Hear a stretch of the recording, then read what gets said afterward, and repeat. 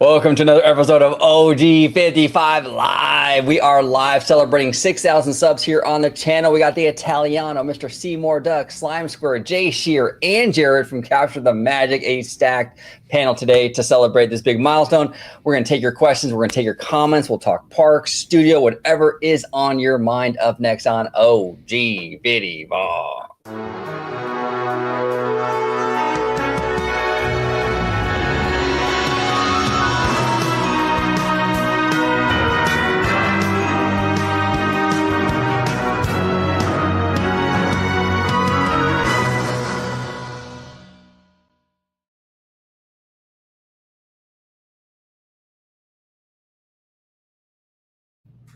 Welcome aboard, everybody, to another episode of OG55 Live. We have a stacked panel today. We have the Italiano, Seymour Duck, Slimer, Jay, and Jared today. We are celebrating a big milestone here on OG55, 6,000 subs, 6,000 subs. And I want to celebrate with our amazing OG55 family. We're actually going to do another one of these on Tuesday for the other half of our big family. I had to split these two up. So it's going to be a really fun show today. We're just going to kind of shoot the shit and just talk about the parks, the studio, all that good stuff. But George the Italiano, I'll start with you, sir. Where can everybody find you on social media and all that good stuff, brother? Absolutely. Well, first off, I just want to give a congratulations to you, bro, on the 6K subs. So glad to be a part of it and just keep watching the channel grow and the amazing people. Some of them already on here with us that we met through this process and everything, and everyone in the chat. So I just wanted to say, great 6K, and here's to another 6K more. But if you'd like to find me on social media, you could do so right here on Orange Grove 55 with Citrus Corner with all that sweet, juicy, but sometimes sticky Disney news and info. And you could also check out my new YouTube channel, Citrico Central, sister channel to Orange Grove 55. There you go. And one day we will be celebrating Citrico Central 6,000 subs. Absolutely. George, it's a funny story. George and I met actually through a OG55 Q&A many moons ago. And I actually pronounced his last name correctly because I'm a fellow Italian, and that's how we kind of. And that was actually the first message I think I sent you. That wow, you actually got my last name correct. Of course, I'm Italian, bro. I always wondered the lore. Okay, I didn't know. That's very interesting. Two Italian guys. You know what I'm saying? Yeah, he sent in a question to the Q&A. Back then I was doing just solo videos, and I'm like, who's this George Falcione guy? Okay. And you guys can actually go back onto the old school OG55. It is still on there. Basically the first interaction without the interaction, because I wasn't present, obviously, but it was my question. That's awesome. Exactly. It's still on there. Pretty cool stuff. Mr. Seymour Duck, it is always awesome having you on the show, brother. How you doing, man? Hello. I'm doing great, and I just want to say congratulations as well. Thank you, Seymour. Appreciate it, brother. I remember the first time you contacted me, sliding into my DMs after I was debating some grifters on X, and ever since I've been loving, joining the OG55 family. It's been a great time. Yeah, so, thank you for sliding into my DMs. Oh, absolutely, brother. Absolutely. Where can everybody find you on social media, Mr. Duck? Yeah, you can find me on X at Mr. Seymour Duck, or on my website for all my other social media links at mrduck.social. There he is, Mr. Duck. Mr. Duck. It's great to see Mr. Duck, the face reveal. Good to see good to see Mr. Duck. And the cup. Is that a Mario? Is that a Boo that you got? It's a non-copyrighted version of it. I don't want to get sued by Nintendo. Smart man. And we got Mr. Slime Square right below right here. Mr. Slime Square, how you doing, brother? Long time no see. How you been?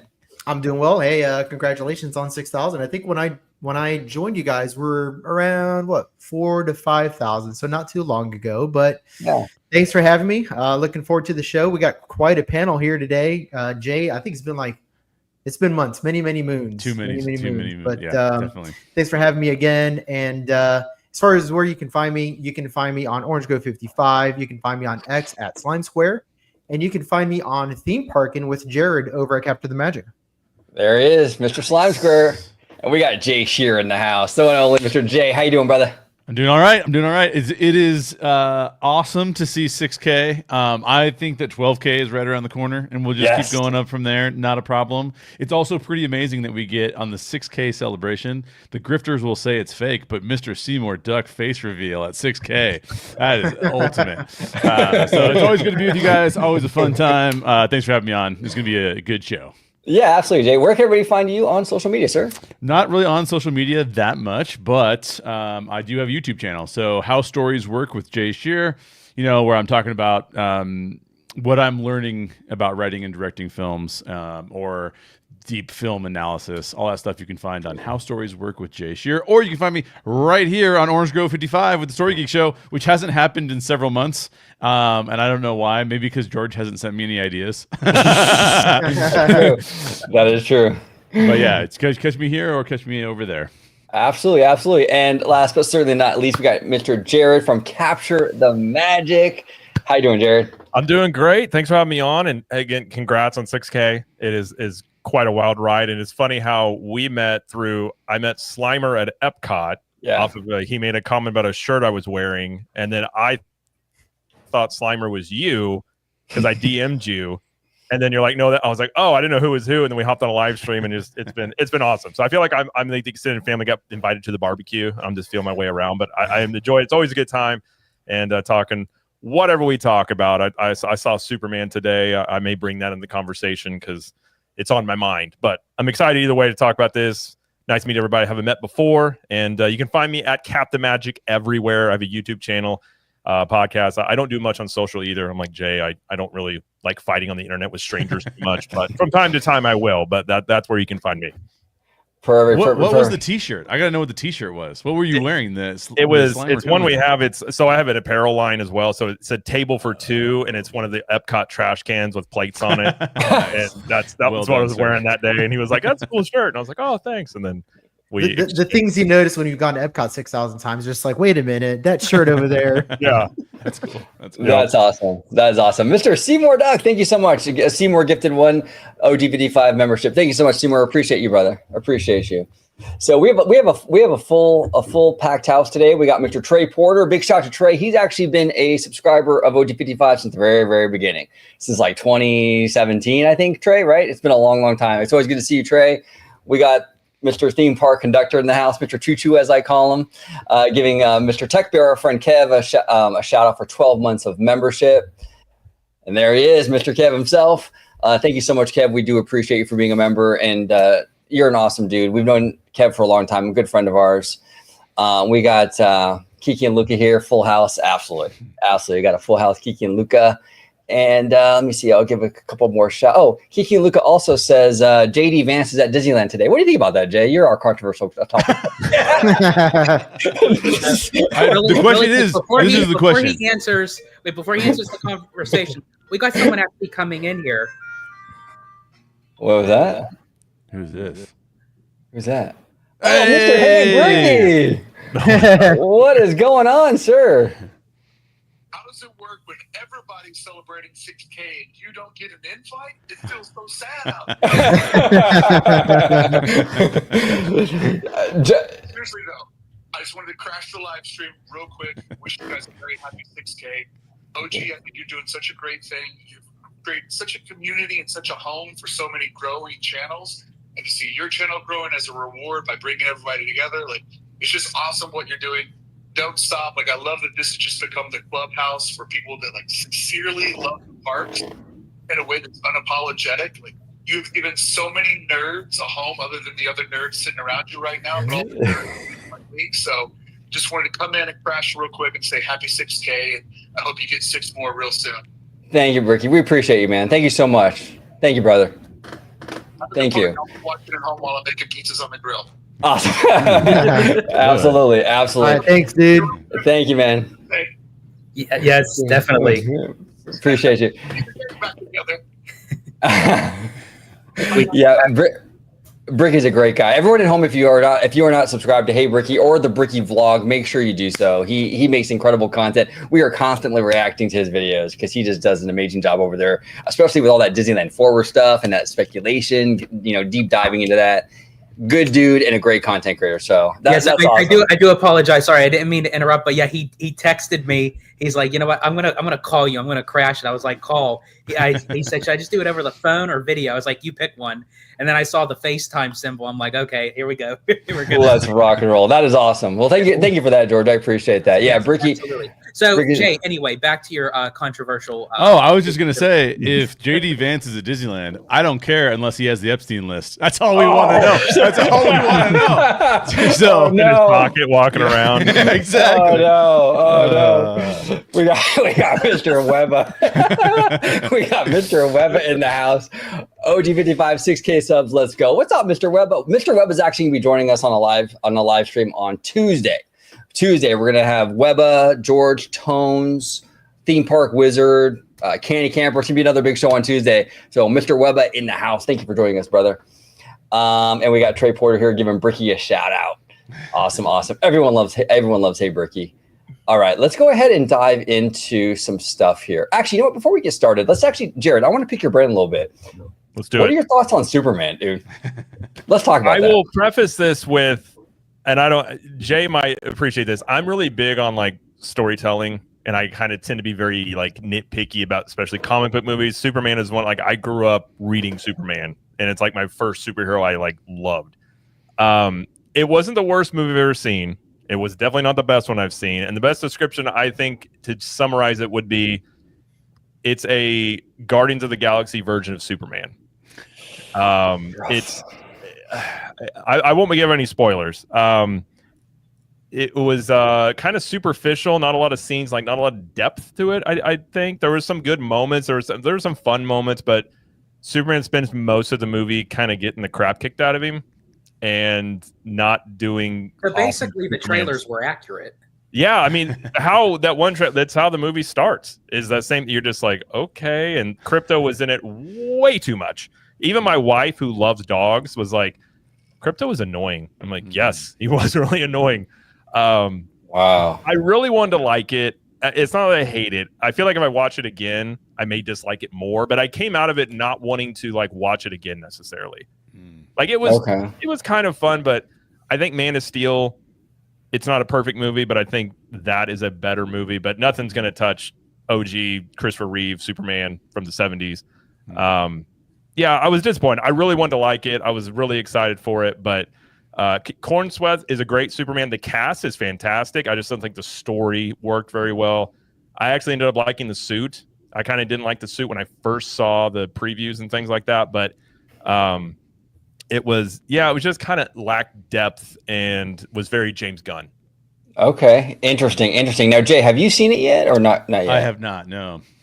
I don't see many movies on opening weekend these days unless it's like something I'm super hyped for, like an Oppenheimer, or like I probably will see Fantastic Four opening weekend. But other than that, like I saw F1 opening weekend, although that was more because my friends are like huge F1 fans. So yeah, I will see it probably this week at some point in time. And maybe we need to do a Story Geeks with Jared about Superman. Maybe that's what we were. Yes. I would be down. I would be down. I will go watch it again if we do that, just so I'm prepared. But yeah, I will say I'll go see it because I was contemplating on whether or not I wanted to see it in theaters. But if we do a Story Geeks, then I'll go see it. All right. Yeah, it wasn't 100%. as disappointing as Superman Returns. I was super hyped for that movie, and that was like one of the first times I was super disappointed in a movie was Superman Returns. But I think Superman Returns actually in certain scenes has more Superman-esque things to it than this one did. But Interesting. Now, what do you guys think about what this means for the overall genre of superhero movies? Because Marvel, I mean, look, DC's been going through it. They've been really struggling. It's been no secret. Wonder Woman was really good, but for the most part, their movies have been hit and miss. Marvel's been really since Endgame, dude, struggling as well. Superman getting kind of those mixed reviews, right? Like, what do you think, Jared? Do you think that this is a sign that maybe these studios should kind of pull back a little bit from these, or is it just? Well, you're already seeing video games come to the forefront as the new favorite sort of adaptation, maybe where comic books started. There's that comic book fatigue you could talk about. I think personally it's bad movie fatigue more than anything. But I think in terms of these movies making $1 billion every time they come out, I think those are long gone. I think Endgame was the peak of it. DC's been, like you said, it's been a mess. Like, I like DC's casting for the Snyder stuff. Like, I think Ben Affleck is one of the best on-screen Batmans we've seen. It's just, it comes down to the storytelling, how they rush things. I think you're still going to see superhero movies undoubtedly, but I think the days of every single one of them just making $1 billion and being a huge hit, I think it's going to be very dependent upon how good the movies are. But you're probably going to see a pullback, I would guess, in the next like couple of years, and probably more video game stuff, if I were to guess. Interesting. Mr. Seymour Duck, you are definitely in tune, tapped into all that financial stuff. Have you heard about like what this movie's doing, like early word for the weekend? Is it doing numbers at least initially, or what have you heard about the box office end of it? I heard it was supposed to do well, but I don't know. I saw that the cinema score was A-, so it's not too bad. It would have been better if it was A or A+, but we haven't seen that in a while. The superhero movies, unfortunately.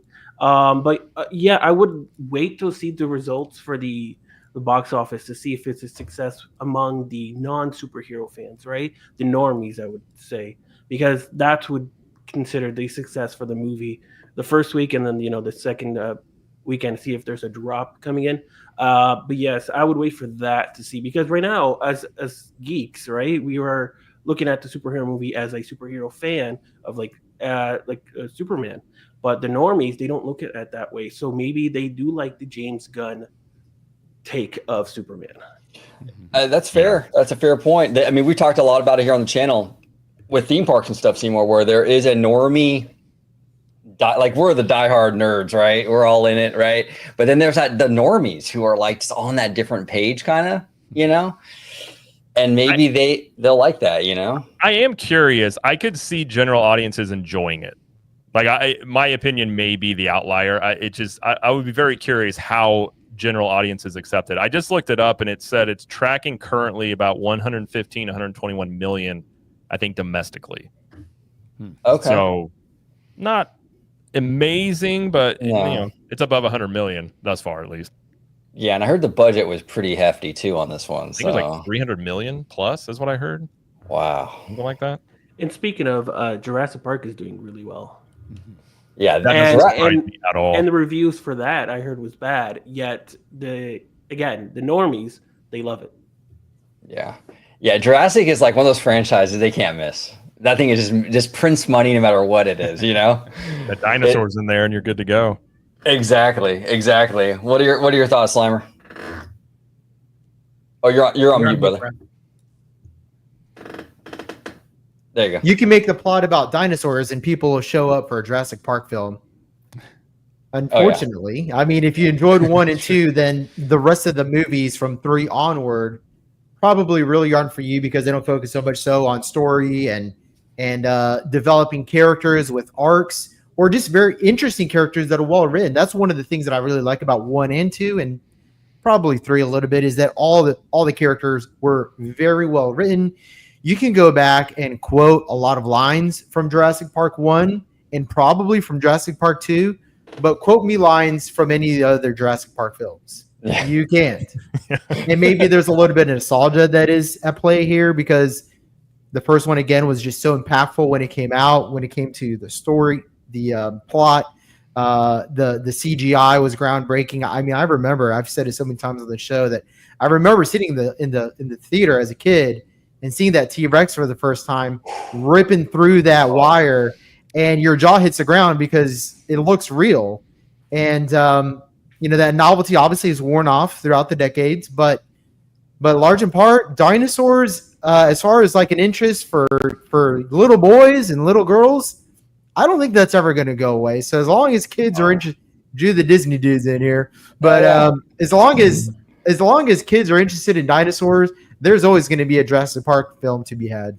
Yeah, well, and the cool thing about the first one, I mean, it was Steven Spielberg, and that guy don't miss, So of course it's going to be great, but he understands like the and Jay, I mean, I would love to hear your opinion on this, being from that director standpoint and stuff, that filmmaker perspective, where it's like he kind of sets it up where it's like that quiet suspense where you just see the water, the glass of water with the ripple. Boom, boom, boom, right? And it just builds and builds and builds. He understands that those quiet moments add to the payoff, right?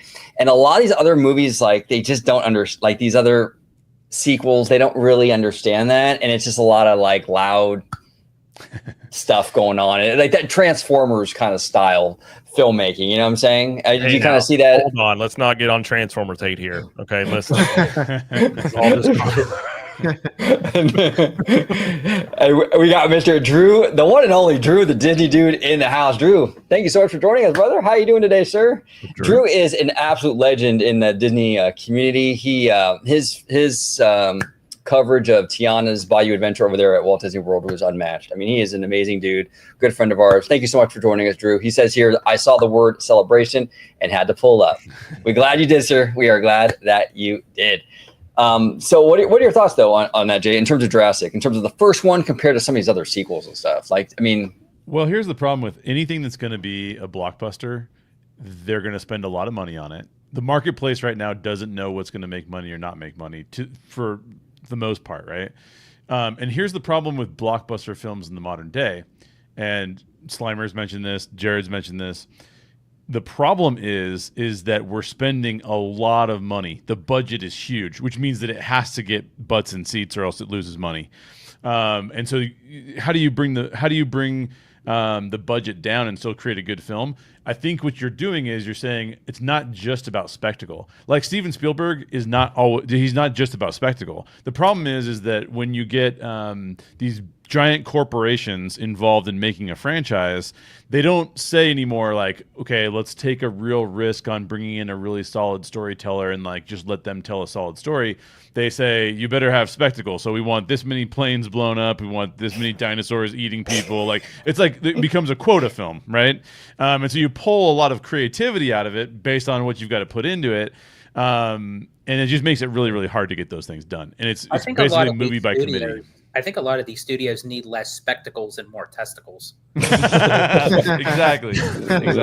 We need more guys in back rooms smoking cigars, writing stories, and be like, that's what we need right there. That's what we need. The old Walt formula, you know, the glass of whiskey and the Chesterfields, you know. Yep. I want that script to smell like old Marlboro Reds and Chesterfields, and then you know it at least has a shot. Exactly. We got Matthew Murr all the way from the UK. Thank you so much, Matthew. I want to give a big shout out to Matthew, by the way. Matthew's been a longtime supporter of OG55 and a good friend of ours. And he's in every live pretty much, I would say. He's been on the channel before. He's a really good dude, very, very passionate Disney fan. So Matthew, I want to say thank you. Thank you so much, brother.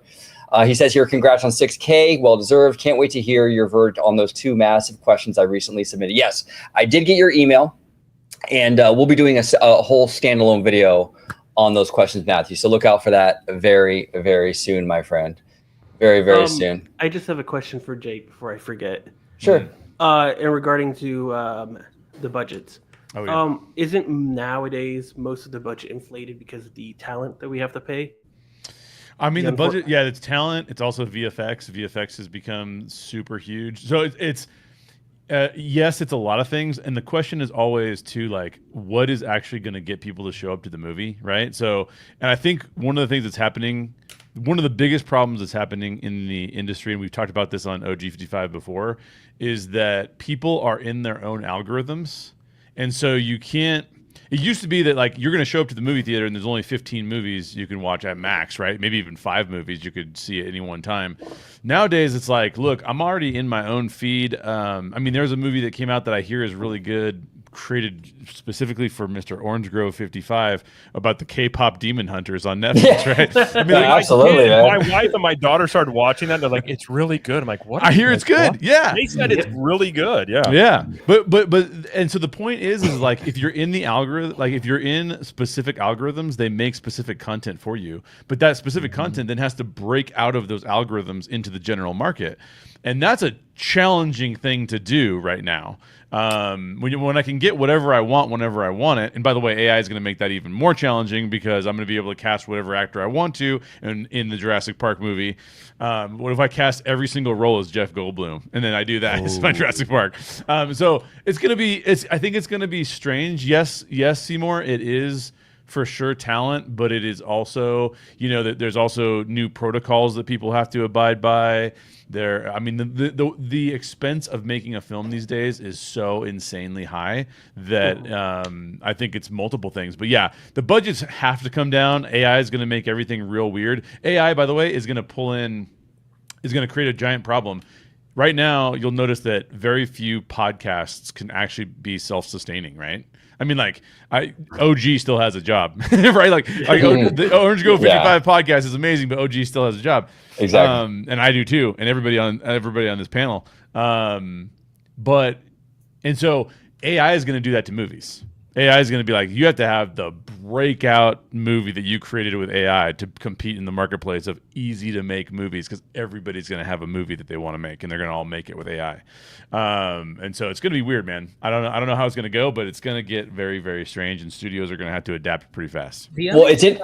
Oh, go ahead, George. Go ahead. No, I was just going to say the only thing I don't understand, and Slimer brought up when he was mentioning like the first Jurassic Park, of how realistic everything is. Like, you go back into the 80s and the 90s when they're doing these kind of movies, or I'll even say even back to 1975 when Spielberg did the first summer blockbuster of Jaws. I mean, even though that the shark, wasn't working, it wasn't, compatible in the actual open ocean, but when you do get those glimpses of that shark, my God, that thing is so realistic. Nowadays, you have these big budget films and they use digitized animals, and it looks so fake that you can't even believe what you're watching, that you don't get that thrill anymore, because you're like, okay, I'm looking at a CGI dinosaur, I'm looking at a CGI shark. I don't feel that initial threat to the characters because it doesn't seem real. I feel like even though that technology is advancing, sometimes I feel like when you use a little bit too much of the technology, it takes away from the realism of something that's fictional. Yeah, well said. Drew says CGI OG55. Hey, Drew, as long as they get the hair right, then we're good. We're good. Well, that's how we're going to keep you going well into your 70s. We're just going to CGI the hair right on. The taller the hair, the closer to Walt. So Exactly. Now, I want to ask you guys, because AI is an interesting topic. Disney and Universal, they recently they were recently out there suing and stuff due to this AI stuff. Like Disney in particular was really worried about people using their characters and their license, their IP for inappropriate content and what have you. I mean, this is going to be a big problem for the studios going forward. I mean, because you could literally, some of the stuff like with this AI stuff, Seymour, you dabble in it a lot too with the AI and all that, right? I mean, you can make really realistic videos and clips, right? Yeah, I can make a video of Mario right now without any restraints within 10 seconds. Oh my gosh. No, and he can't. He can. He sent me some amazing stuff. It's like, how can the studios compete with that? I mean, remember that Patton Oswalt rant about the Star Wars and the Marvel universes? Remember that whole thing, Jay? Yeah. And he was describing Thanos and Vader coming in and all that. Can you imagine? If that was today, he could have made a whole movie. He could have made an actual movie through AI.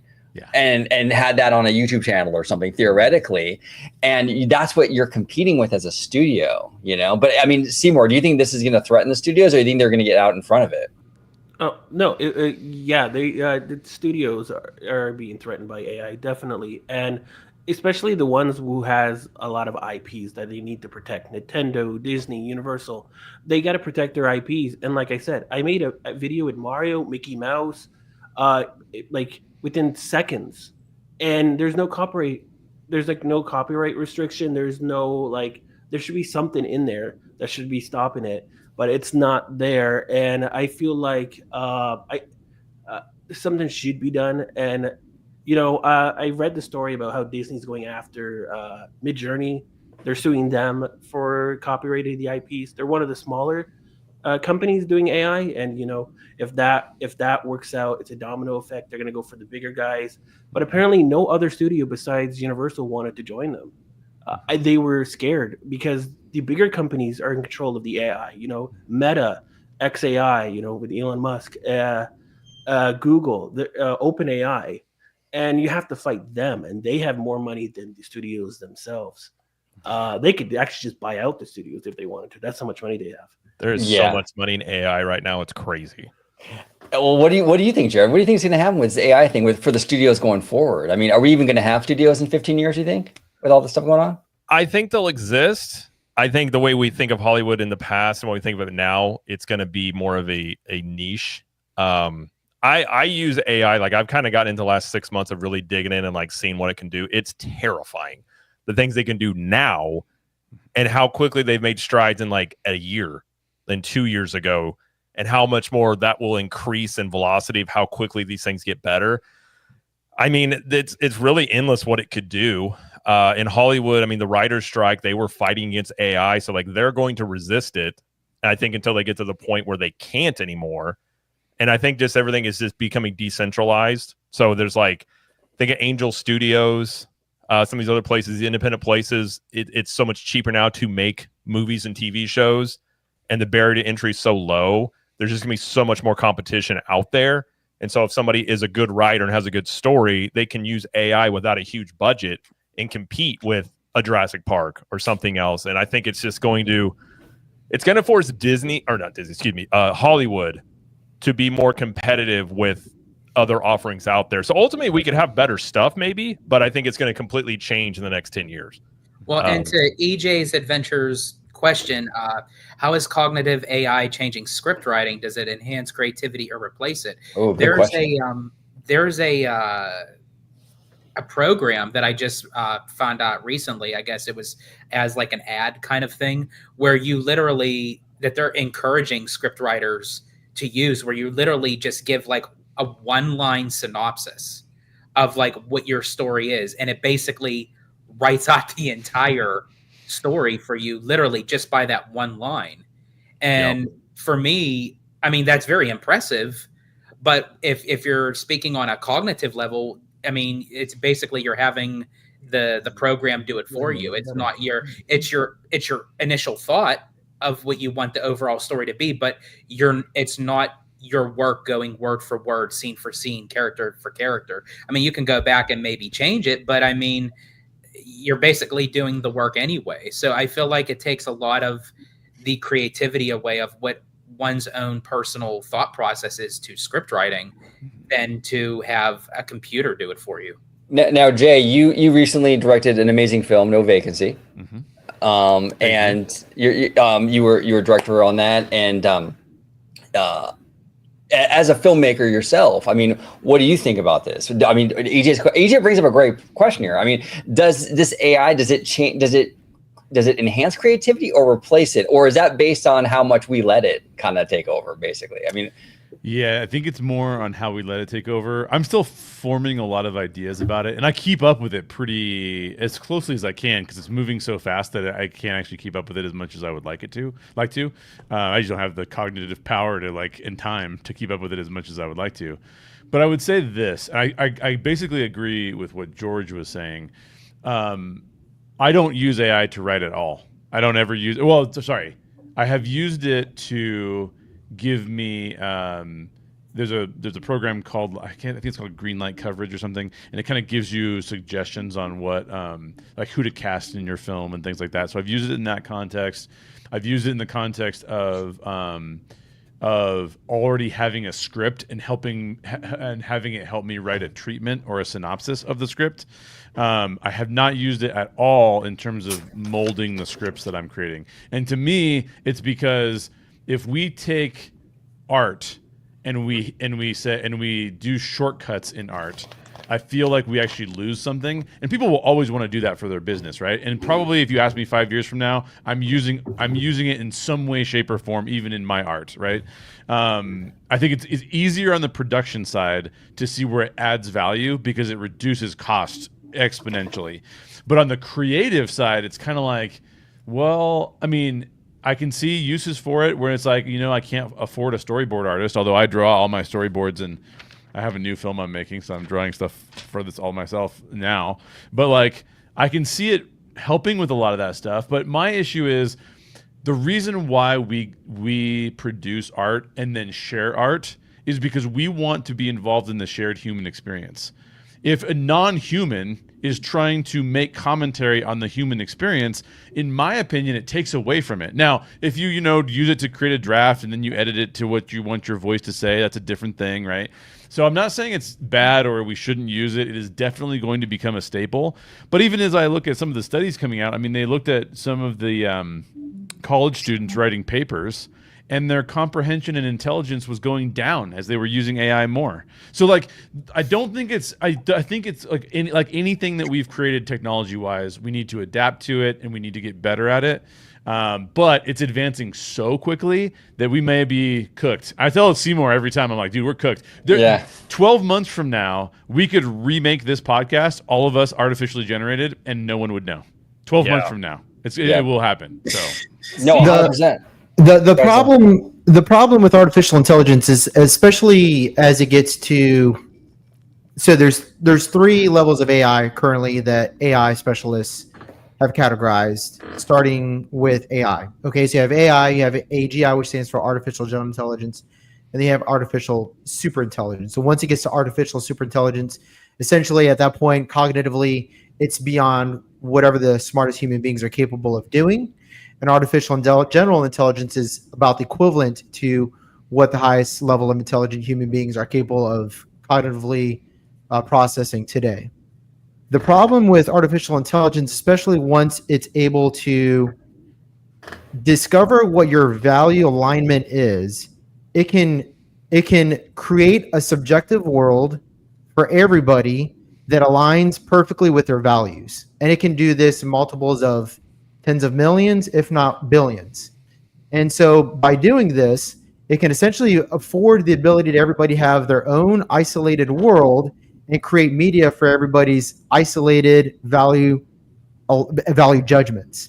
And if you can watch movies and listen to music that align perfectly with your worldview and the way your perspectives and what you think is funny and what quality and quantity of entertainment you like, then there's no reason for you to go to the movie theater anymore to try to figure out what if something aligns with your values, whether it's comedy, horror, whatever, because you have artificial intelligence that can make it specifically for you.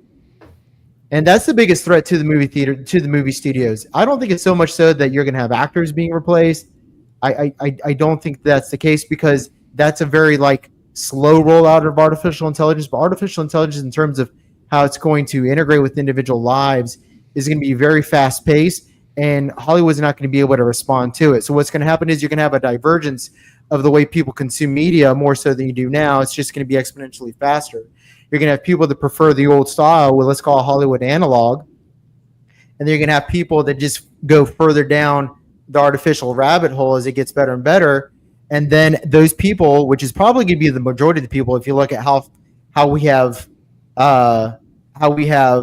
assimilated technology into our lives, so where we basically, it's almost like extended mind. We incorporate artificial intelligence to do tasks for us.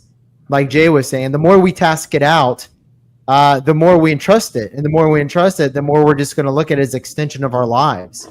And if it's able to give us the world that we want without having to look to anything external, then artificial intelligence is, we're going to become very narrow-minded, or not very narrow-minded, but our perspective of the world is going to become ever more so narrowly focused on artificial intelligence and what it does for us. And so it's going to become a very symbiotic relationship. And so that symbiosis is going to push out objectivity so much so that we're just going to become very subjective beings living in our own world. And I think it's going to happen relatively fast. It's interesting too with this whole AI conversation. I kind of want to get your guys' thoughts on what this means for theme parks, right? Because we do have a new Walt we're going to go kind of crazy, kind of deep right now, but we do have a Walt Disney animatronic that will be premiering next week at Disneyland, right? And there's a lot riding on this animatronic, but they're basically, it's going to stand up there and it's going to be his voice. It's going to be audio from Walt, So, okay, cool. With AI though, I mean, theoretically, right? You could feed the machine hours and hours and hours of Walt Disney film footage, and the AI would learn this man or his personality, his tics and all that stuff. And you could literally have like maybe in 20 years, not saying this would happen, but it's theoretically possible where you have that same animatronic in the Lincoln Theater and it's a conversation with Walt and it's his person, like the AI figured out his personality and he's sitting there talking to people. I mean, Jared, is that something that you could see happening eventually? I think that will happen. I think this could get super weird with you. There was a movie with Johnny Depp that had this concept of uploading your consciousness and putting it into something else. You could do that with AI where, you know, you lose a loved one and you have a robot, you know, you can see where they replace that. And when it comes to, like, I think that's possible. And you could have Walt, you know, the old, you know, not rumor, but the conspiracy theory that he froze his head and all that stuff like that. Walt could come back to the parks and walk around as an AI robot in 20 years or less.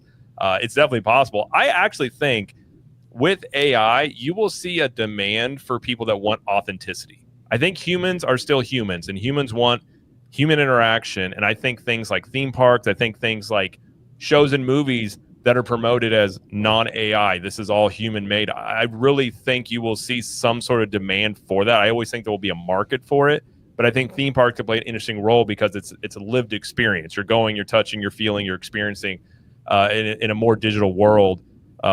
Yeah, I could definitely see theme parks becoming even more popular with just as much AI is going to be out there even in the next 5 to 10 years. Now, what say you, George? Would you like an animatronic Walt Disney with an AI personality? I mean, literally, it's going to be a learned, like, it's going to be fed Walt Disney's like footage. Right. It will learn his personality and basically adapt. I mean, would you be okay with that, or you're kind of smiling, so I think you're not? Yeah, it goes super grok and goes a little wild off when it gets consciousness. Yeah.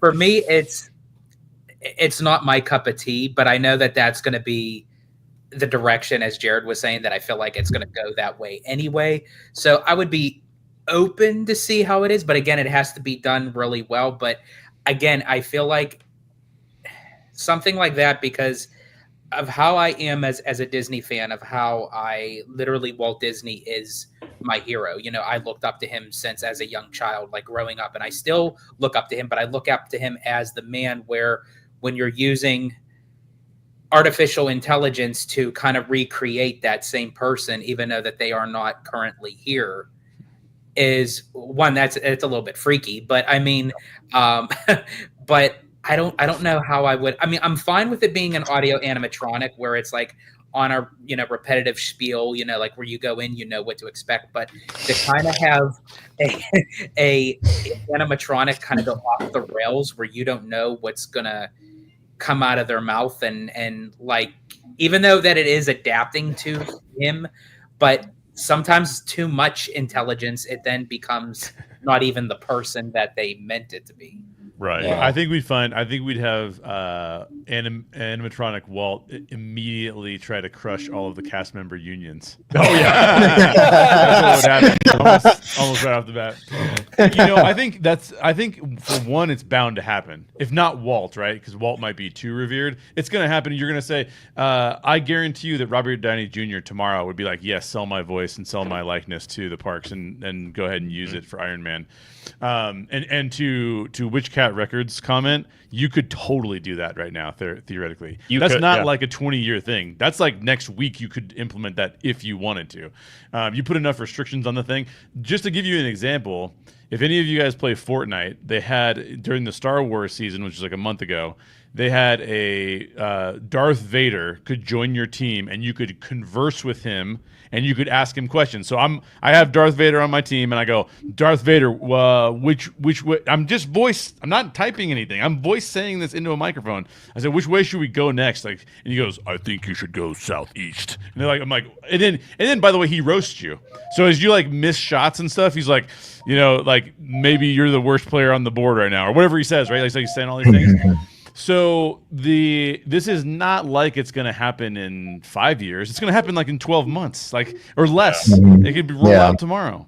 That Darth I wouldn't Vader be AI surprised was if hilarious. They eventually took it off lock. It was getting a little wild. It's like if the Walt went live, it just starts saying stuff. You're like, oh no, shut it down. Shut it down. And what's the crazy thing about it is they can't back off of it because we're competing with China when it comes to artificial intelligence. That's So we're actually competing for geopolitical dominance. And so if we pull our foot off the gas, then we give China the ability to be able to have the strongest AI in the world. And if they have the strongest AI in the world, they get to do whatever they want. That means that they win all the wars. That means that they'd win everything. They get all the chess pieces. So we can't pull our foot off the gas on this. We have to we have to develop. If you are an American and you believe in American prosperity and the hegemonic control of America in the world order, then you have to push forward and then try to resolve the issues that AI brings with it later on down the road with other AIs to basically make sure that artificial superintelligence is still maintaining to the protocols of the values that you want it to maintain.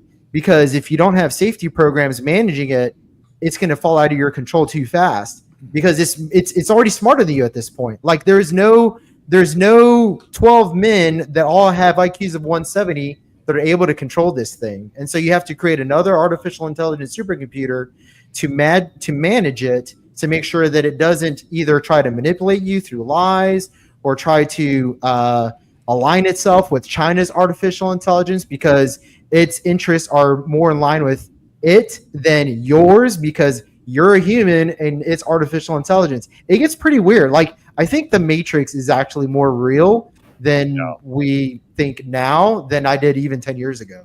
Yeah, So no, well said. I have a friend that's in the military, and he told me this verbatim. He said, we were talking about AI, and he goes, they all understand that this is something that eventually can wipe us out. But in the short term, you have to beat China. You can't let China get it. You can't let your enemies get it. So that's a problem for another day. So for now, you're in a AI arms race. Yep. You make sure, and like if you look at I think it's in the trillions now of AI investment that has gone on the past like 12 months. Like it's crazy the amount of money. Wow. And so they look at it as that's a problem for, like Slimer was saying, that's a problem you deal with later on if you can. But if they don't do it now, you will literally lose now. And it's like that's a frightening proposition. It was like, oh my goodness. And he was, And China's only like 3 months behind us. Well, it depends who you talk to. China's they're not where we're at, but they've got some. From what people I've talked to, they take a lot of shortcuts with stuff. Doesn't mean they can't get there, but yeah, it's they are behind us, but they're also they don't have the. I guess it was described to me. They don't have the moral compass maybe we do, so they're willing to kind of go beyond maybe what we would do. Yeah, it's they interesting. Also currently don't have. They can't keep up with the energy demands, which neither can we. Right. So that's going to be an interesting tech race as well. That is a very interesting part of it too. Yeah. Somebody's got to. We got to figure out how we're gonna. If you're gonna feed the AI and you want it to win, you're gonna have to figure out how to build nuclear plants fast. I was getting ready to say nuclear would be. You almost have to. Right. Like you have to. Yeah. Yep. Yeah, as long as you don't have AI animatronic Walt like coming out of the rivers of America, hopping the fence and just going rogue on everybody. Yeah. Like walking out of the water really slowly with his head coming out of the water first. Yeah. Although I do want to see AI Walt react to the rivers of America going away because I think I'd be like, I'm with AI Walt. Me and AI Walt are protesting along the thing. Have you ever seen the show Westworld? No, I haven't. I've seen parts. I've seen parts of it too. Yeah. It's basically AI and robots if Disney World was a Western theme park. Oh, okay. And Interesting. Part of me, the geek in me was like, oh, I love AI. I want Disney to do this. But then I take a step back and realize, AI could take over all of our jobs, cast members as well, all these robots and AI. And then it's like, if we don't have protections in place for this, it could essentially just take over the world. And then we have, the Terminator. Yeah, pretty much. Now Sam Chat here says, will Disney, this is interesting, what he's suggesting here. Will Disney use AI to add the final verse into a small world so it sounds like the original kid choir from the 60s? They could. You know what's crazy? One of the big bands on Spotify, they have like a million people that are, I guess, like follow the band on Spotify. They found out last week it was completely AI generated. The music, the people that were supposed to be in the band, all of it is AI, and nobody knew. And they were like, they love this band, and That just came out like I think last week. You're just Wow. that's insane. I do have to go. I have work. This duck has to make money, unfortunately. I do want to say one thing in regards to AI within music. Me and Mr. Webba, we've been, dipping our toes in music for AI. And I took a song that I had made like 15 years ago, put it into the system for AI, and it completed it. It like remastered it, auto-tuned my voice, and completed the song. And I'm just like, what? That is absolutely wild. That is absolutely wild. Well, Mr. Duck, it's awesome always having you on the show, brother. And honestly, Mr. Duck, love having you part of the OG55 family. Thank you for everything, man. Really, thank you. And thank you, and congrats on the 6K. Thank you so much. Mr. Duck in the house, everybody. Oh, real quick, before you go, Seymour, where can everybody find you on social media? Yeah, you can just find me on X at Mr. Seymour Duck. There he is. There he is. Thank you, Mr. Duck. Have a good night. We're actually going to have a video with Seymour very, very soon. So look for that very, very soon. And I think we have an earnings call coming up, don't we, Seymour? Pretty soon? Oh, yeah, it's that time. Yeah. It's that time of year. All right. Thanks, Seymour. Appreciate you, brother. Bye-bye. Nice being you. Yeah. Perfect. I was gonna say, speaking of AI, I actually got an issue on a YouTube video. I kept getting dinged on some music that I had bought. It's just I was playing on the outro, and every once in a while the video would get dinged, and I was getting really annoyed because I had the rights to it. So I just went and made an AI instrument track just to put at the end, and it sounds like something you would buy on any of the music platforms. Like it sounds legitimately like it. I was just like, this is insane. Like I use it because I just grabbed it, but it's wild that it worked like a charm. That is incredible. That is absolutely incredible. Mademoiselle Papel in the house. Happy 6KOG. Thank you so much. Appreciate that. Thank you. Appreciate you so much. And I do have a question from Mr. EJ Adventures. I have a question for the group related to the Walt exhibit coming out next week. Do you think Disney Animation has overcome the animatronic issues that Tiana had? Now, what do you mean by that, EJ? I'm not really sure. I think he means the animatronics that were having issues in the ride. I see. In Tiana's Bayou Adventure. I mean, my understanding of that is it's a lot of it due to the building in both Disneyland and Disney World where Splash Mountain was, where Tiana's Bayou Adventure is, where it's very damp and moist, and the animatronics they put in there are not meant for that environment. The old ones were like mnemonic, and these are a lot more, I guess you'd just say, circuit board based and things like that. So I don't think this new one would have the same issues because it's not going to be in a cold, damp, concrete building. Essentially, it's just going to be in a open air type place. Yeah, that's I agree. Really a tough act to follow. That when you stick something in wet and moist, it doesn't work anymore. It's weird. I don't know. Mine works just fine in that environment, but I don't know. I have that in the place. I don't. Life finds a way. Life finds a way. But Slimer, Jeff Goldblum. Well, there it is. there it is. Mr. Slimer, what are your thoughts on that? You think they've ironed out the kinks for the Walt Disney animatronic? We'll see. I mean, we thought the AA1000 was going to be the solution to all the AA woes, and it happened to be the problem. Yeah. So I'll wait to hold my opinion until I actually see it, until it's been running for several months, and then once it's proven itself to be reliable, then I'll have an answer. But we all will. We'll see, man. I don't know. We'll see. Yeah. It's too early to tell. Yeah, you mentioned with Fortnite and especially with Disney, with the theme parks, of how they're kind of like teaming up with Epic Games and what have you, and how they're going to incorporate basically a digital world with that you can have this theme park experience. For me, I mean, they're moving forward with it, and it seems like this is big in a big way. I'm not a Fortnite guy. I mean, but there's a ton of people that are. But I'm very curious to see what direction, not even just with Fortnite, of how to have a Disney theme park adventure without actually going into the theme parks themselves. Because, I mean, we're kind of already seeing, even on Disney Plus, where they're starting to add the POVs to the rides, where it seems like, is that Disney's way of kind of canceling out YouTubers from doing it on their channels? I mean, people are going to do it anyway, but it just makes me wonder, like, what direction Disney has in mind of how a person could actually have a full theme park experience without actually going into the park. Yeah, it's an interesting question.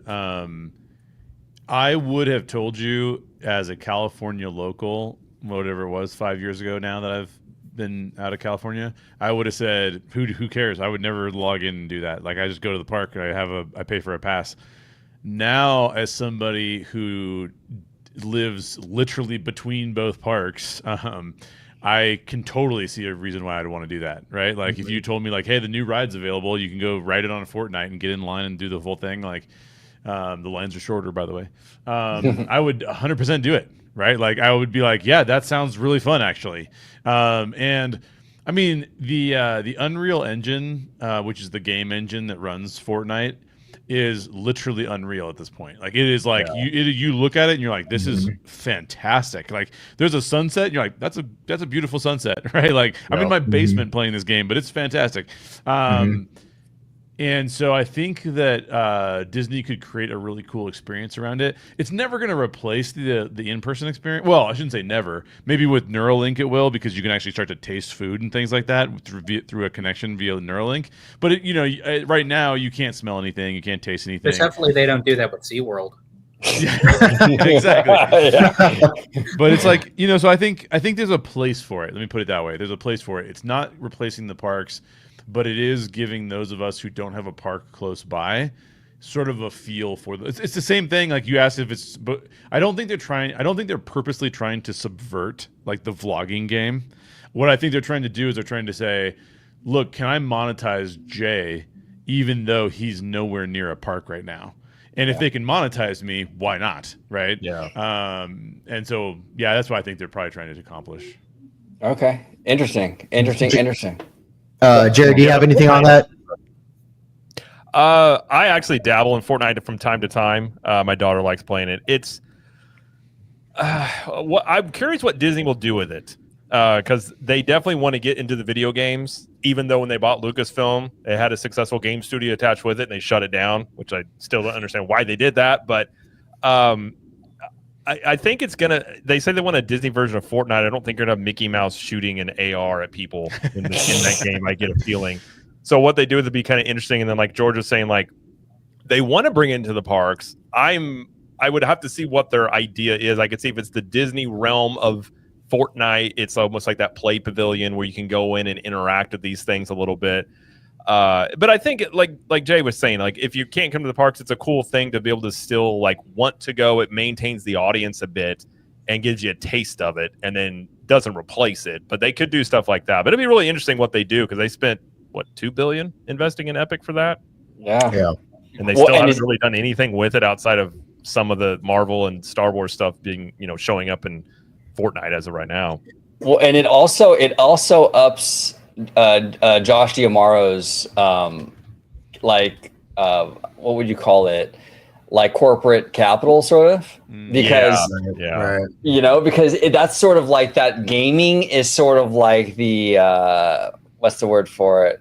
Like a transition between the segue between the parks and the film stuff. Yep.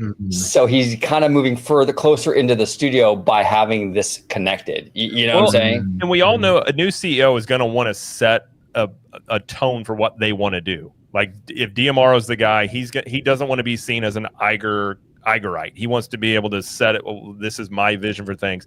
You could easily do that with more integration of video games. And I really think, we talked on the last live stream, you got a Sonic theme park they're going to build, Super Nintendo World. You've got a God of War show coming out. Like, you're just going to see more video games that already make a ton of money become even more mainstream. So you could really see them go really heavy into that as the next phase they could try and bring the brand into. And that could be kind of his mark he leaves, of trying to do that, maybe bringing that into the parks. And, it's kind of interesting, because you look at like linear TV, that's been dying for a time. Streaming is we'll see. Like, I don't know if Disney will ever be totally profitable on streaming, considering I think at this point they're still like $10 billion in the hole of all the money they spent on it. Video games could be a very interesting way in which to get in on that and monetize stuff even further. Yeah, absolutely. Mr. Seymour Duck here says, long time no see, Seymour. How you been, brother? Says Disney owns 9% of Epic Games. So yeah, it's a decent stake. Yeah. I think Fortnite could also be used to funnel this, and this actually goes to a point that Attraction Ideas made with the regional parks when it comes to Universal Studios, that by putting these regional parks relatively close to their main parks, but far enough away to where the people in those states can't directly access the main parks. They can give them a taste of what Halloween Horror Nights is like, or one of the kid parks, and then once they get that little taste, they can funnel them over to the main parks, Hollywood and Orlando. And then by doing that, you're tapping into untapped customers because they're fans of the product, but for whatever reason have just never made it over to Universal Mecca, Hollywood, Orlando. But they could do this with Fortnite as well. So with Fortnite, obviously they can explore the parks, they can be the characters, and then they can funnel those people over to the other parks. The other thing too is that you also have a new generation, go back to the AI thing, that their worlds are becoming more solipsistic. And so if that demographic doesn't have the intention of living the physical world like the rest of us do, where we like to touch, feel, and smell things, this is a paying demographic you have to tap into no matter what. Right. So you can't avoid that. You can't, that's going to be a growing demographic as we go further into the future. That's just the way the timeline's playing out. Right. So, and then the other thing is Bruce Willis, where they did that, they were in they would Ready Player One. No, there's another one where they would go into a machine and they were living their life through a cyborg. I can't remember what it's called. What you're talking about. It starts with an S. Yeah, I can't remember what it's called. Yeah, me either. But yeah, that could be the future. Yeah, where you just live everything through a robot that goes out and lives your life. Well, that's the other thing too, right? Like if you fall in an income bracket where you can't afford to go to the parks, and this is the one thing you can afford, again, you're providing a service for a customer base who's a fan of the product. They can't afford the parks, but they can afford this. They're going to opt for this. Yeah. Versus doing nothing. And if you take a step back, and Jared hinted at this a minute ago, but if you take a step back, you got to think like Disney, what does it mean to be an entertainment company? And back in the day, it meant like, hey, you have a radio show. Oh, wait a minute, you have a TV program. Oh, wait a minute, you have movies in theaters. Like now all we're doing is we're just saying there needs to be diversification across the board. And Disney has benefited from diversification. I mean, during the pandemic, Disney Plus kind of kept them somewhat afloat. I mean, I know they're spending a lot of money on it. But then afterwards, the park kept them afloat, right? So they keep load balancing with wherever entertainment is kind of hanging out. Yeah. The future of entertainment is for sure AI-driven in some way, shape, or form. It's for sure game driven in some way, shape, or form. For them not to get into these things would be like, well, you're not an entertainment company anymore. So what are you? Right. So, Yeah. And Keegan here says the movie was The Surrogates. Surrogates. Yeah. Thank you. That was a good movie. Yeah. I enjoyed it. I remember at the time I was like, that's crazy. And now I'm like, I could see people doing that. I wouldn't want to do it, but I could totally see people doing it. Like I'm checking out. I'm just going into my cyborg. Now I want to dip into a little bit of Universal with you guys. So Universal is opening this standalone HHN Halloween Horror Night venue in Las Vegas, right? And it's Jay, have you heard of this thing that they're building? Yeah. It's pretty crazy. It's going to be like the typical HHN kind of mazes, but to the extreme. Like they're going to have a bar. The scare actors are going to come up to you at the bar. They're going to have all kinds of stuff, right? Jay, I'll start with you.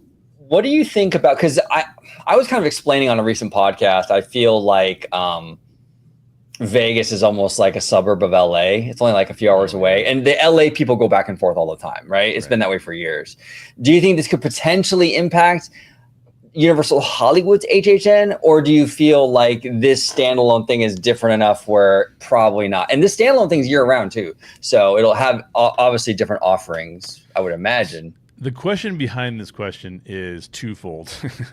One, will the world become increasingly nationalist, and therefore we will be more likely not to travel out of the country? We will travel intra-country, right? And two, what's technology going to do, and can technology overcome some of those things for us? And I don't know the answer. Like if you would ask me that same question 2 years ago, I would have said, man, it sure feels like it's becoming like when they announced that park. And they announced a park in Texas too, right? The kid park, yeah. Both of those parks, I thought that seems like, based on the trajectory of the country today, those parks seem like genius ideas. because you were not able to get overseas as fast as we were used to, as easy as we were used to be able to do it. Now, some of that has recovered to a degree, but I mean, we're still looking at an economic marketplace that is not necessarily globally focused. It's still more nationalistic in its focus. We're trying to figure that out with all the tariffs and things like that. So the question is really more like, what does the consumer population do in response to nation states making their own decisions, right? And I don't know what the answer to that question is going to be, but I think Disney is saying, well, we think it's going to be technology driven, and Universal is saying, no, we think there's going to be a rejection of technology, and people are going to want to do things locally. They're going to want to like not have to travel very far to do it. I kind of feel like both of them are correct, to be honest. I feel like there's going to be a means by which you do both of those things. So I've kind of been a big fan of what Universal is suggesting. And by the way, this is before I went to Universal Hollywood with you guys, where I had a fantastic experience and went, if that was local in Colorado, I would have an annual pass tomorrow, right? Like in Colorado, we have nothing like that. So I don't get to do any of that cool stuff. I got to go travel for it. But, you know, I think, here's the thing. I think that Disney is probably correct that we're all going to want exceptional digital experiences. But I think Universal is right in that we're all going to want to put down our phones. My biggest complaint about Disney in the modern day is that I got to be on my stupid phone all the time. And I want to put down my phone. I don't want to have anything to do with my phone. And I want to go to the park and have a good time. And I think Universal's capturing that feeling. And yeah, I mean, HHN is not my particular cup of tea, but you know, if it's a little bit more like the Epic Universe land, then that's cool, right? Like I'll go to that. If it's more of like it's like mazes and like a bunch of horror stuff, I'll be like, not my thing as much, but you know, we'll see. Yeah. I think in that, like, I think that it'll be different enough. I think we talked about this on your channel, Jared, or I think it'll be different enough where it'll be okay. I don't think it's going to dip into Hollywood too much. I don't think, but I mean, Hollywood doesn't feel that way to me, but I haven't been to the horror nights stuff. Yeah. You know what's funny, Jay? Here's a funny story. I don't like Halloween at all. I'm not. Well, not that I don't like it. It's just not my thing. I don't really care about it, right? Do this, man. Yeah. You know, it's like I'm actually with OG on this one. It's like okay, it's fun, but it's not. Yeah. Yeah, like, you know what I'm saying? And then I don't like horror movies because I think Jared, I know you and I are on the same page. I saw Terrifier was coming, and I'm like, I've seen 2 clips. I'm like, I'm good. I don't need this in my life. Love horror. I'm not into either of those things. And I went to HHN for the first time this past October and had the best time of my life. I'm the same way. I don't like horror, but those things are so fun. That's cool. Yeah, I think you might like it. I think you might. It won me over pretty hard. You know, I love the creativity behind it. If you go with a group, it's a lot of fun. Like if you got a group of friends going through houses and stuff like that, it's got its own atmosphere that's very unique. Like I saw a guy walking around with his girlfriend. He had her on a leash, and they were really nice people. And I was like, I don't see this all the time. They asked me where I got my shoes, and I look up and I was like, hey. And that's how you met George. Yeah. Exactly. His boyfriend was, but it was fine. His boyfriend. That's awesome. That's awesome. Well, but you know, Jay, one thing that I think you'll like about it is how much story is involved in creating these mazes. Yeah. And the set design. The set design is absolutely insane. I mean, they're putting, I'm sure you've seen the videos, but every house you go into is like $1 million movie set. They actually bring in people from their creature effects shop over to do the special effects, and it's absolutely wild. It's from if you appreciate movie props, set design, special effects, I think that alone is a reason to go to Halloween Horror Nights. Like, put the horror aside, the spectacle of what they're able to do on a year-to-year basis and change it every single year. Is just absolutely impressive. crazy. We did the Behind the Screams tour last year, and seeing behind the scenes, they do 18 months ahead of every house. So this year's Halloween Horror Nights, they've already been working on that probably for 6 months. And just the level of all the little things you see where they sit there, the props, like it's impressive. And like I said, I'm not a horror fan, but I like Halloween Horror Nights and just seeing the behind the scenes of like all the work that goes in. And there's so much story that 90% of people never pick up on because you just go through a haunted house and you're getting scared, but they put so much work into that stuff. It's crazy. Well, It's like a wild. living, breathing screenplay. Really, is what it is. Yeah. Oh, it is. Jay, we went through the Texas Chainsaw Massacre maze, right? And there's these dudes with like butcher outfits on, with they're wearing pig heads, okay? And when you walk in, it even stinks like rotting flesh. Oh, really? Like, yeah, like No Universal. way. Universal actually has like smell scientists where they like create these Can disgusting we get this smells. more death smelling? And they're like, I know exactly what you give me 5 minutes on. Give me 5 minutes, you know? I'm like, this is wild. I was not expecting that it would even smell in there. You know what I'm saying? Yeah. Get you all the senses. Yeah, they get you. Well, My I can say ex-girlfriend this. I mine. can say I went to Universal Studios Hollywood with George and OG, and I had an absolute blast. So I can imagine that going to, and we had Wizard was there too. Shout out to Wizard. I imagine that I can see those things being really, really, really cool. So maybe it's just one of these days I need to get out to it. That's all it is. We'll get you down there. We'll get you down here, Jay. We'll do it again. You know, it'd be fun. It'd be fun. Well, and speaking on that regional theme park thing, I did a reaction to Attraction Ideas video because that's been something I've been talking about. As like, I think this is it's a risky play, but I think if you look at it, like I have a digital marketing background, these are essentially funnels to the bigger destinations. So basically, it's like, here's what we do in like the kids resort. It's like, if you enjoyed this, you should go check this out over here. This is like, and the same thing at Halloween Horror Nights. If you like this Horror Unleashed, come see it on steroids at the big park. And I would be shocked if when you get done with those experiences, they don't have, like Disney does, those bounce back offers or have something like, here's 20% off of a package to go check out a bit. If they do that and they become feeder systems, you could really see this like take off as a concept, and they're going to do more. They've already said that. I heard rumors of a West Coast kids resort. They already announced that one in Chicago for the Horror Unleashed. So I kind of look at them as real life feeder systems that don't have to be necessarily profitable either. Like if they just break even or lose money, but the attendance goes up in these bigger parks, that would be a success with these things. It's 100%. very Yeah, interesting. 100%. Yeah, and the brilliant thing, and Jay, I think you'll appreciate this. The brilliant thing about the Chicago HHN location, it's an old Chicago Tribune building. So that, I don't know, that just, I think that, I hope they keep some of the elements of that old newspaper facility, because I think you can play into the creepiness with that. Just it being an old newspaper. I'm not interested unless they play on where they bring out the ghosts of Siskel and Ebert. I was gonna say though, is the haunted house scarier than the outside Chicago that it's already in though? Like, is that? Ooh, that's a tough one. That is a tough one. But I like. I'm from the Midwest and I don't like Chicago. Just I'm a Cardinals fan, so. Oh well, I'm a Californian. I was born and raised out here in Cali, but like when I was a kid, we had a massive earthquake, 6.9. It was huge. And so my mom had the idea that, we're going to move to Chicago. Right. And now I was like 13 at the time. So I've already been established here in California and all that. So we go to California, but we had to wait for our house to sell here first. So it sold like in like August or September. And then so like September-ish, we moved to Chicago, which is like the worst thing you can do. It's like just right before all the shitty weather starts. You know what I'm saying? And here comes like these dumbass Californians moving down, right? So we moved to Chicago, and we buy this house that has like the longest driveway ever, which was rookie mistake number one when the snow hits, because they got to shovel that shit, And we lasted. We moved in like September, October. And we were back in California by February. Oh wow! Yeah, yeah, yeah. That's a lot of moving in less than a year.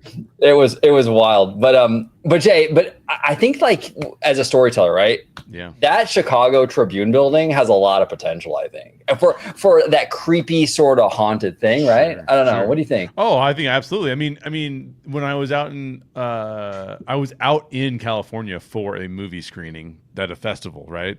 And here's George and OG and I in a theme park that is meant to make you feel like a director. You walk onto the tram tour, you take the tram tour, you see active sets being shot on, you see giant set pieces that they've filmed a bunch of stuff on.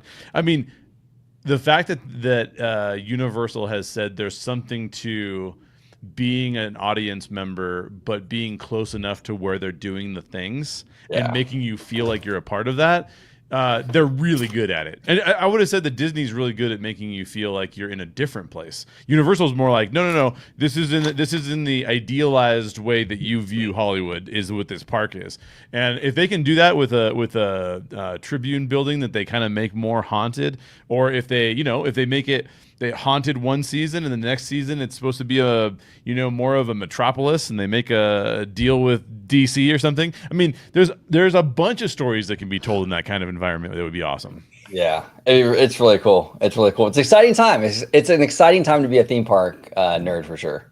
You know? Yeah, there's so much. Yeah, I think the next 5 years, I've said for a while, Universal is going to be insanely aggressive.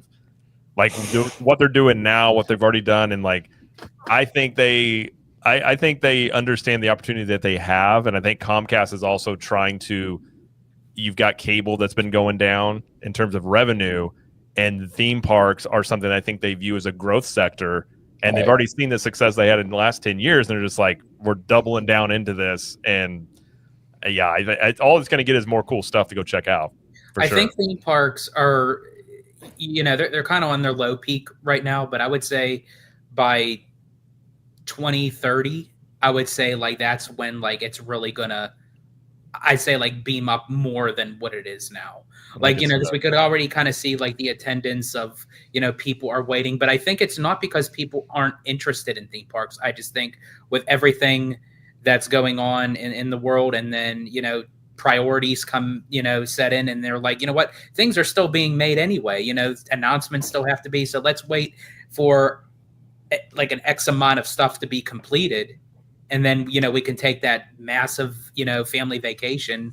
That would be worth it, because even to Disney World right now, I mean, Dino Land is pretty much closed off. Dinosaur will be closing at the end of the year. It's Tough to Be a Bug is down for the Zootopia show that's going in, and now with Rivers of America and Tom Sawyer Island closing and Muppets and everything. So it's just like right now, it's just not, I think, like the ideal time for like, especially a family that's never been before and they want that first time experience. Yeah. I strongly suggest to just wait. Yeah. Well, I think if you look at Orlando, they've forecasted, I think they said 20 to 30 million more visitors in the next decade that they're expecting. And then if you think about too, let's say you get an economy back like how it was in 2018, 2019, you're going to see a mass of people head back to the theme parks, and that could easily become the new high of all this stuff. Now you got Epic on board, and if Disney gets their stuff done, and then whatever Universal does, and they're going to do more stuff too. So it's just, I think you're in a theme park arms race essentially right now that is just only going to get more competitive. Well, we were just doing a video about Shanghai Legoland. They just opened up a Legoland in Shanghai, and that's turning into another theme park entertainment hub. That's the biggest one. Yeah, that's the biggest one. They put a lot of money into this park from the looks of it. I mean, it's got a lot of rides. The food looks to be competitive with some of the best food out there. I mean, they showed this one Lego burger, dude. It was crazy. The buns were Legos, and it was huge. And you're just like, wait a minute, like I need that here. I don't need to fly to Shanghai. You guys need to bring that over here right now. Absolutely. No, that Legoland Shanghai looks pretty dope. Yeah, it's pretty dope. It's a serious park. Yeah. Yeah. Absolutely. And we got Mr. Theme Park Conductor, our good friend here, says, I agree with Jared. Orlando is to be seeing more crowds over the next coming years. There he is, Mr. Conductor. And I also do want to give a big shout out to Mr. Tommy Toon World. Thank you so much, Tommy. We appreciate you, brother. We got to get you back on the show very, very soon. He has a YouTube channel as well. Follow him on YouTube, Tommy Toon World. He does a lot of like theme park stuff, but even like wrestling and all that. So really cool content creator, friend of the channel. So check him out, Tommy Toon World. Gentlemen, go ahead, Jared. I'm sorry, brother. I was going to say, did you see Jay Brett? I talked to us yesterday about the rumor that Elon is going to build a tunnel between Epic and the main campus of Universal. What? So I did a video on it yesterday. There's nobody's corroborating it other than some business owners are saying, and I don't know why they would lie. They were saying that there are Boring Company representatives have been out there to look at it, but that Universal is looking at building a tunnel like the Vegas Loop to basically help relieve traffic off I-4 and connect Epic to the main campus, which I don't know how you build tunnels in Florida. Right. I That's what I was don't gonna really say. know how you do You that, but the idea is very. That's what I was saying. I think Universal is going to get way outside the box on some of this stuff that they may do. Dude, if they do that, that is crazy cool. If I can do anything to not be on I-4, good Lord. That is, I mean, you guys probably have it worse in LA, but man, I-4 is a nightmare unless you're driving at like midnight. Oh my gosh, that is absolutely wild. This is the first time I'm hearing this. This is kind of crazy. I saw it on Twitter, and then a bunch of people reposted it. I think even the Orlando Sentinel or Orlando Business Journal are the ones that broke it. They had the Orlando Chamber of Commerce. She was saying it's happening. And then a bunch of business owners were saying and all this stuff, but nobody confirmed it from Universal or from Boring Company and things like that. But it's wild. I was like, okay, well, we'll see. Universal making moves, big moves. That's really ambitious. The one in Vegas only uses Teslas, isn't it? I think it only does Teslas in that tunnel, if I remember right. I think so. Yeah. Yeah. Which I wouldn't assume. If you were going to do that, it'd be more mass transit. But yeah. I don't know. That's wild. Yeah, I think the big hurdle would be the Florida. I don't know how you would do it with a underground water table. I mean, unless you just did very shallow tunnels. But even then, sinkholes are always a worry in Florida. So I'm just like, yeah, no, absolutely. And Stu here says, "Congrats on 6 subs." Thank you so much, Stu. Appreciate you, brother. Thank you for joining us today. And guys, George, Jay, Slimer, and Jared, I want to thank you so much for the years of friendship and all the nerdy conversations. I appreciate you guys. I really, really do. And I want to thank you for hanging out today. We're actually going to do a part 2 because I want to get the entire OG family involved in it. I want to celebrate all of us. So part 2, we're going to have Theme Park Wizard and Tones Poppy and just a big panel again on Tuesday. So make sure you check that out as well. But George, again, my partner in crime, George, thank you for hanging out, bro. And the beard's growing in nicely. You know, it's been 3 hours and you got a full one already. shave right before the stream. Right before the stream, but it had to make its debut. Absolutely. You got to create you got to have, because Abby's your media person, right? Yeah, she does like the Instagrams and stuff like that. Okay, you need to have Abby create like an Instagram just for your beard, like George's beard, like his own. I'm telling you, it would do banger numbers, bro. You know what I should do? I should shave it completely as smooth as I can get it, and just do still photos each day, and then just put it as a montage, and just watch the progression. But that'd be a very short montage. It would probably only be 2 photos. Yeah, exactly. You should go Duck Dynasty and get a real thick beard, like you're going in the wilderness, and see. It'd take you a month to grow it. I'm just assuming. I would love to know George's testosterone level. I bet it's through the roof with the way your hair grows. Dude, as I said, I had a full mustache at age 11. I started middle school. They thought I was the substitute teacher. I'm going to start training George for Mr. Olympia. We're going to get him up with all that testosterone he's got going. Exactly.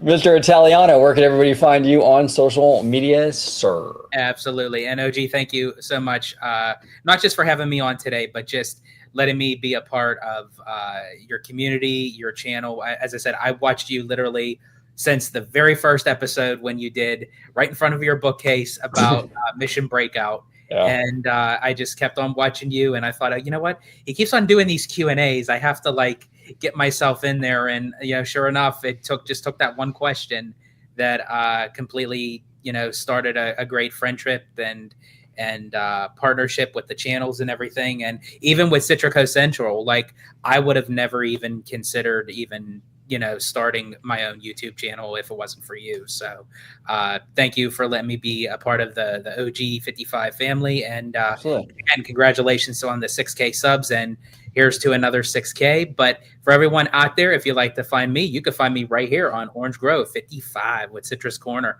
with all that sweet, juicy, but sometimes sticky Disney news and info. And you can find me on Citrico Central, sister channel to Orange Grove 55.